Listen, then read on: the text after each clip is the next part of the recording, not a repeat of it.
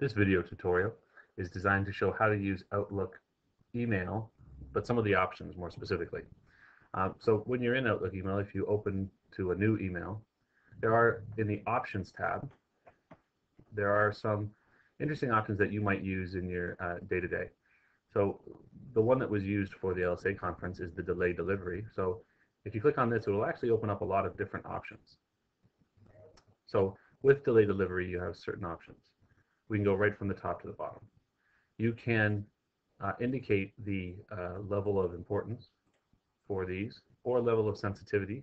This is particularly necessary if you're dealing with confidential emails, emails that are sent to somebody who might be reading these on a public computer, for instance, those sorts of things.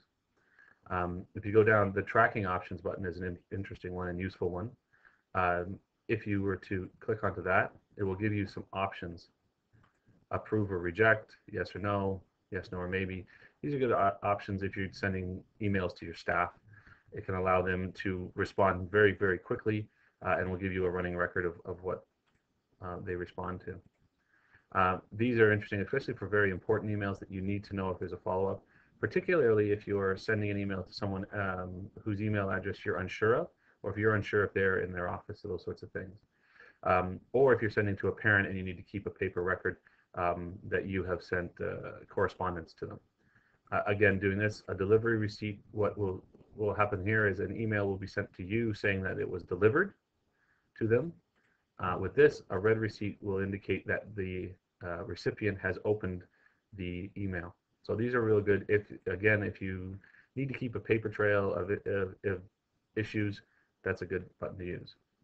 Here's an interesting one. You can have replies sent to someone. So if you send out an email and you want the replies sent to someone else other than yourself, or you included but someone else as well, you can indicate that here. For instance, might be if as an administrator you are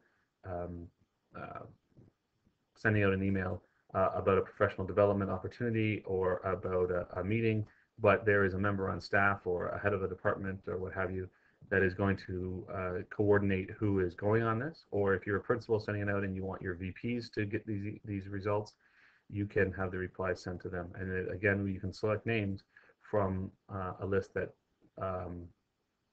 really the global list of all of Outlook. The do not deliver date is the one that we've used for the prayer and for the 23 things. Again, you can indicate when you want this to be sent out. This is really useful for administrators if you want to send out an email that staff sees on a certain day, but you won't be in the office or at a computer in time to send it out. So for instance, there might be something in regards to an email that you want to go out Monday morning, but not necessarily Sunday night. You can send it that way. And we've used it for the sake of being able to utilize the BlackBerry devices and not having it sent too early. This will indicate that you don't need a copy of your sent messages. I wouldn't recommend taking that one off because, again, the sent message folder is good for those sorts of things as far as keeping a paper trail. And again, categories is a way to just categorize and to maintain and to control your emails.